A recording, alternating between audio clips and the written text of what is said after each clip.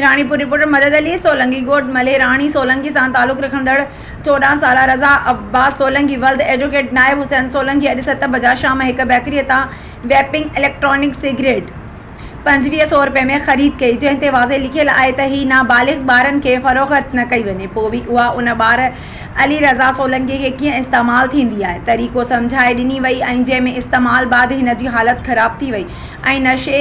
चढ़ण बाद बेहोश थी किरी पियो, जंहिंखे संदसि वालिद एडवोकेट नायब अली सोलंकी फौरी RHC सेंटर रानीपुर पहुचायो, जिते उन जो इलाज कयो वियो। संदसि वालिद advocate Nayab Hussain Solanki city press club Ranipur जे सहाफ़ियुनि खे ॿुधायो त मुंहिंजो पुटु शाम खां वठी होश में नाहे आयो, जॾहिं त सिर्फ़ु उहो ॿुधायो त मां दोस्त सां गॾिजी हिकु इलेक्ट्रॉनिक सिगरेट मशीन